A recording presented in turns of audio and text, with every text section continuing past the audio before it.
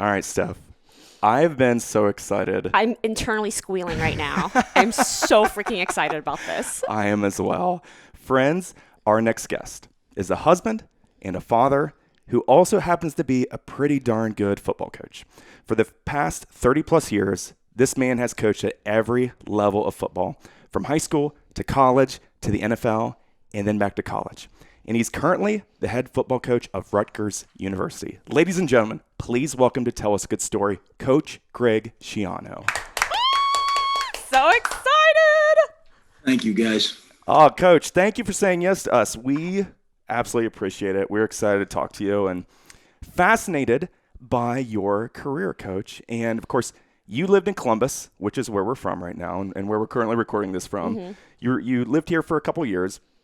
First thing I want to ask, was there ever a moment you or your family, when you moved here, were like, okay, these people are crazy about Ohio State football? Did you ever have one of those moments when you're out to dinner or movies, like, okay, this is another level of intensity? Well, I kind of knew what I was getting into because Urban Meyer was a dear friend of mine, and he asked me to come up here and coach. And I, growing up, you knew what Ohio State football was, right? Yeah. It was a big deal. But I don't think until you live in the city of Columbus do you really understand, like, that is it, right? And I did, Urban, when he said, "Oh, come on up," and I was like, "I'm not going to come do that. I'm living in Tampa. I'm living on the water. It's a good life. I'm good, yeah." And he said, "Just come up and check it out and see what you think." And when he started to describe, this is really the largest city in Ohio, and it has no pro franchise. Cleveland has one, Cincinnati has one. The Buckeyes are there. They're it. That's true. You can really sense that when you live there. So it was 3 seasons that I was coaching there, and actually my daughter and my wife commutes back and forth because my daughter's graduating high school this year from Columbus Academy. So she's right. Oh, really? Yeah. So they're still wrapping it up there, and that'll end here in June. Oh, very wow. cool. So we live in the Gahanna area. Mm-hmm. So right where Columbus Academy is. So yes, we know exactly what you're talking about. Mm-hmm. So how is it for your wife being head wife's football coach, professional, collegiate level? How is it for you guys with traveling and trying to get the kids with schools and trying to get homes and trying to handle your personal schedule? How is that for you guys as a family unit? Well, I'm blessed, really blessed to have the wife that I do. Christy is she is taking care of all that stuff because, like, for years, when you're a football coach, when you leave, it's unlike any other job. Most jobs, you give 2 weeks or a month's notice. When you're a football coach, you're coaching one place one day, and then lickety split, you're in another town and you're starting another program and you're dealing with all. Meanwhile, Christy's back home with the kids, and I was a head coach at an early age. I was a head coach at 34. So we had really a young family. We actually had our daughter while we were at Rutgers. So it was really cool. We were able to stay at Rutgers the first time for 11 years. And my kids had the opportunity to grow up in a community. So they actually feel like this, at least the oldest 3 feel like this is home. My daughter, she was in Tampa for 4 years, and then she was in Columbus for 4. So I think she feels Tampa and Columbus are her home. So it's interesting. I think when you ask the kids what's home, it's different to everybody. Right. But Christy's the one constant factor. She would get the schools picked. She kind of had it down to a science. If I was interested in a job or something, she would know after a while. She knew exactly how to go online, figure out where the best schools were, where we wanted to live, and she would figure all that out. And literally it would be like one afternoon, she'd have it set up. We'd look at 3 or 4 different places. And generally I would say, yeah, whatever you think. There's only one house I bought when we were at the Chicago Bears, and the whole staff had gotten fired, and I had the opportunity to go to the University of Miami as a defensive coordinator. The only issue was my wife Christy was pregnant with our twins. We have twins, identical twins, and we had a little baby at the time. So she went to my mother's and then her mother's on the East Coast. She split the time. And I went to Miami to try to get that thing started and get going.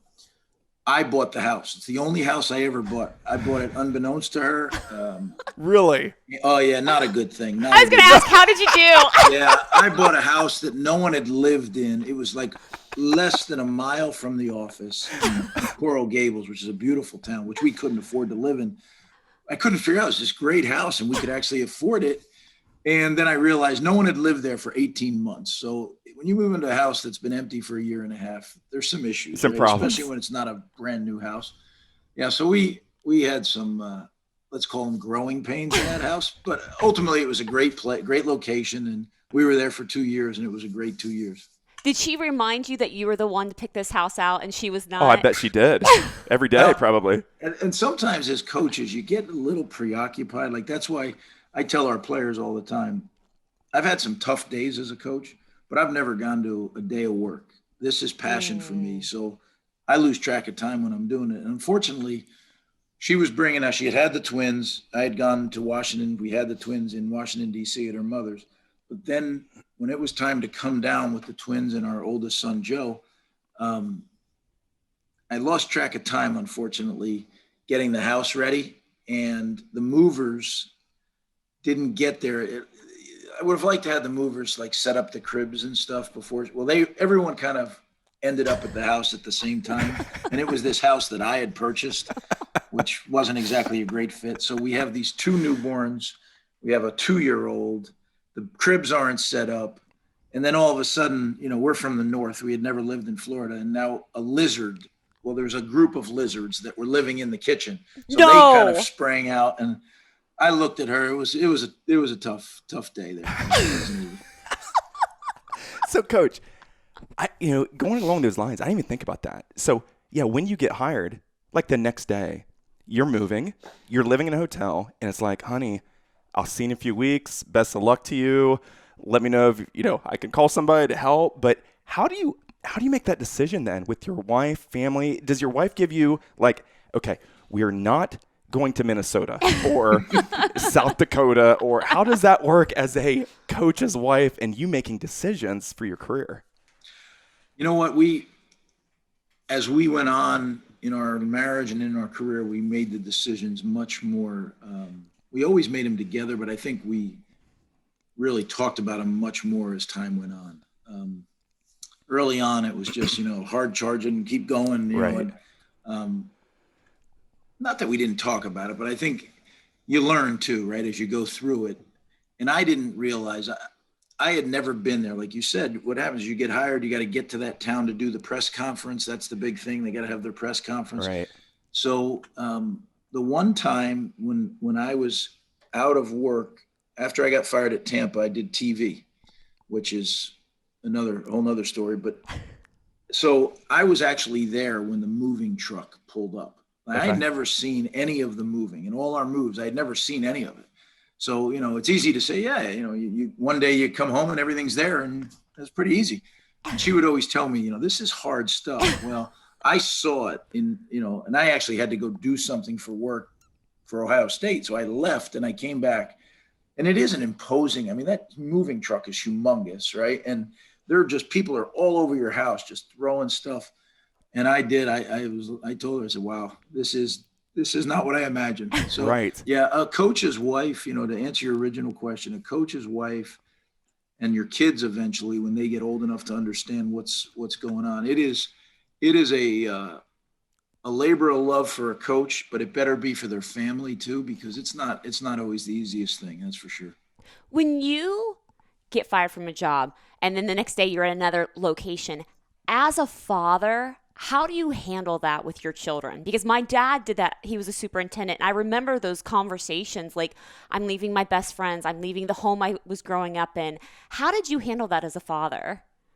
It's hard. Yeah. I mean, there's some jobs. There's actually one job, and I won't get into which one, that I actually took it at night and then turned it down again in the morning. And one of the reasons is, my kids were just distraught about leaving Rutgers.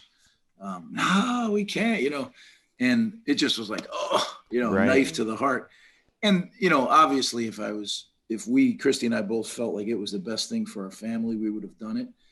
But I think what happened is there was doubt there anyway, and the kids' feelings just, tipped it. And God is good, right? He gave us direction, I think, when we were really looking for it. And sometimes it comes from your kids. It comes from all. Oh, that's a good point. Well, Coach, last year we had a conversation with Jeff Hardings, who I believe was at Penn State when you're on staff there back in the 90s. Yep. And he brought up some really fun stories about Penn State and Coach Joe Paterno, okay? And so he talked about getting called into Joe Pa's office and getting like a come to Jesus meeting of you can be a great player, don't screw this up, right? After his freshman year. And he said that was the only thing he needed to hear the rest of his career there. So with you got a behind the scenes view of Coach Paterno. Do you have any good Joe Pa stories from your time working with him at Penn State? Because he had some incredible teams you were part of back in the 90s. Yeah, we really did. We had some great teams. We had a team in '94 that I think is one of the all-time great teams in college football history. But Coach Paterno, there's not a day that goes by that I don't use something that he taught me. Yeah. Because as you can imagine, I was a GA at age 24, graduate assistant at age 24, and then I got hired full-time at age 25, a couple days after my 25th birthday. And quite honestly, I didn't know what I was doing, but I just kind of went full speed. And I remember we had a Jeff was on that team. But when I got hired, we had a safety by the name of Darren Perry. Okay. Darren Perry was an All-American player for us. And I remember I had not played in the secondary as a college player. I played linebacker. I had only coached secondary for like a little over a year. And Coach Paterno gives me the chance. The guy who was the secondary coach left in June, which is an unusual time for a guy to leave a college job.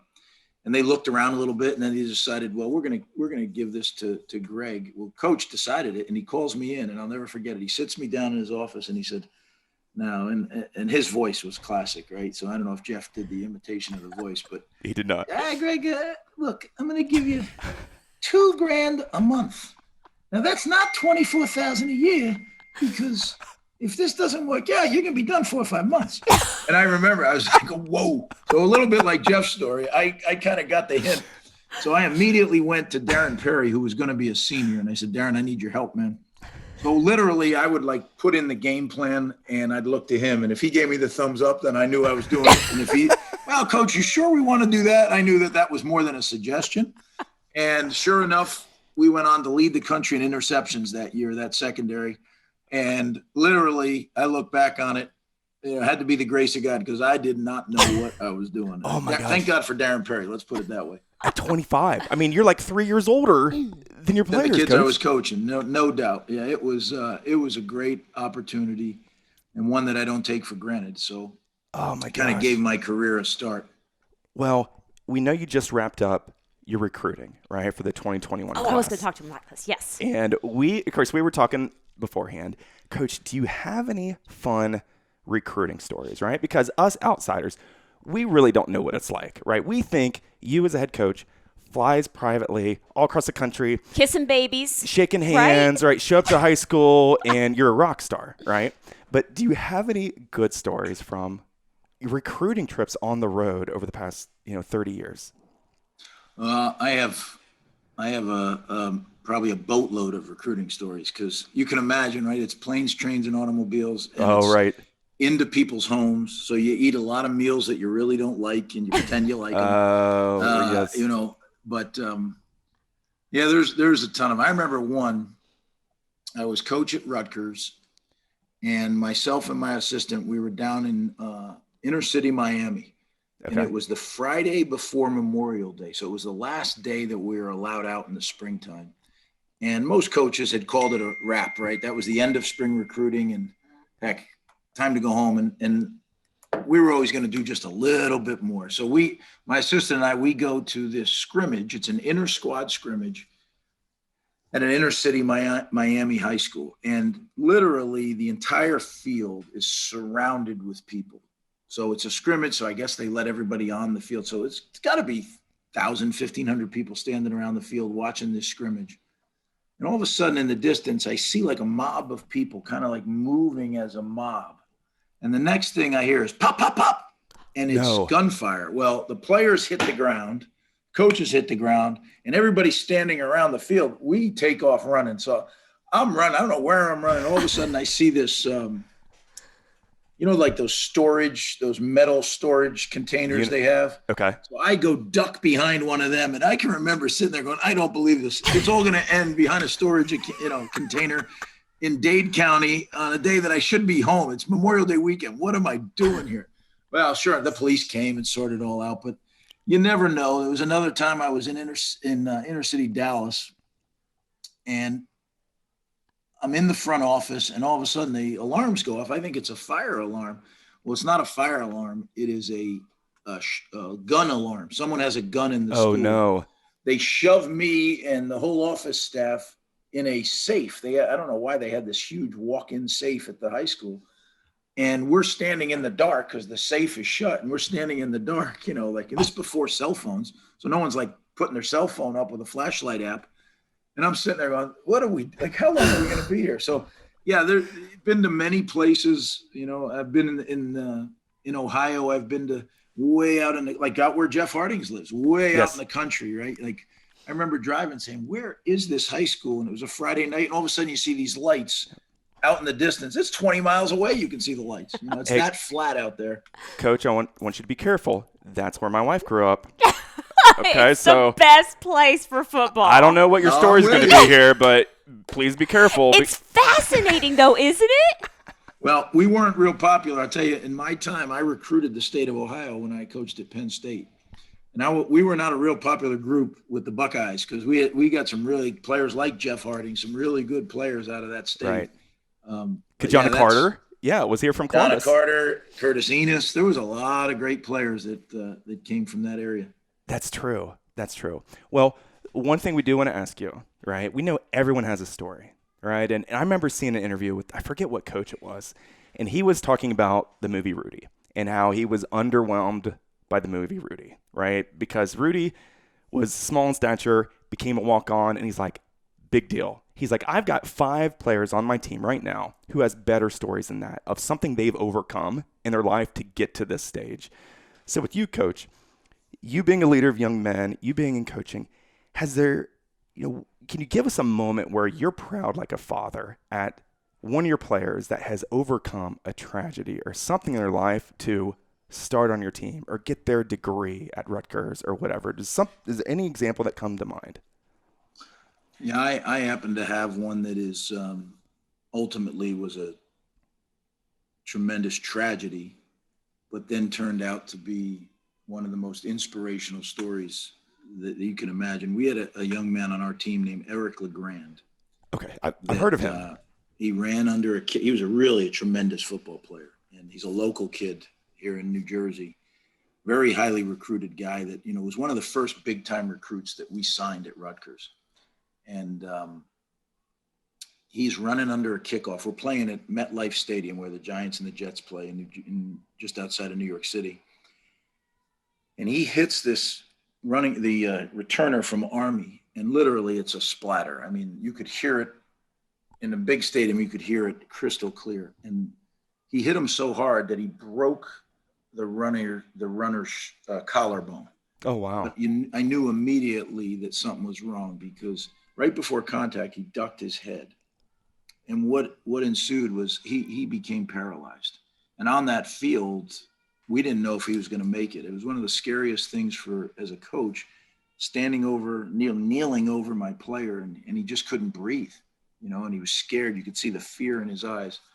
Well, they did what was supposed to be an 8 or 9 hour surgery. It ended up being like a 12 or 13 hour surgery to try to save his life and try to help him, be able to move. Well, still till today, he's a quadriplegic, but he has been an inspiration to so many. He speaks motivationally.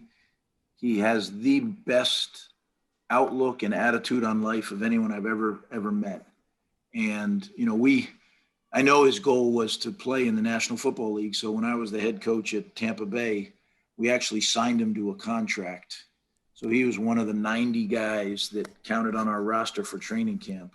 Really? And, we brought him down, and it was great. Our owners allowed us to do it, and my GM allowed us to do it. And it was something that was really cool personally for me, but I know for Eric.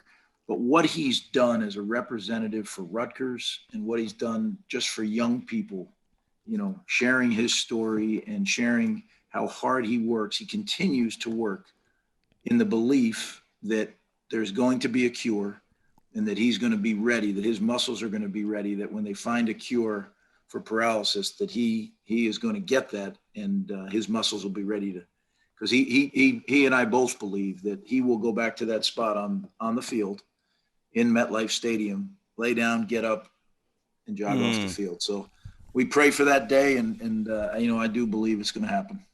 Steph, you have goosebumps? I have goosebumps all over right now. But it also talks about perspective, right, Coach? It's your perspective on how you engage in a situation like this. You could either have like a poor me attitude, or you could have a more, I'm going to conquer this attitude. I'm going to inspire others. Yeah, for sure. That's amazing. Well, listeners, Amazing. For more information about Coach Schiano and his football team, you can go to Instagram at rfootball, or you can go to their website at scarletknights.com. Well, Coach, seriously, thank you so very much for saying yes to us. You are incredible to talk to, so thank you. Well, thanks for having me on, guys. I appreciate it.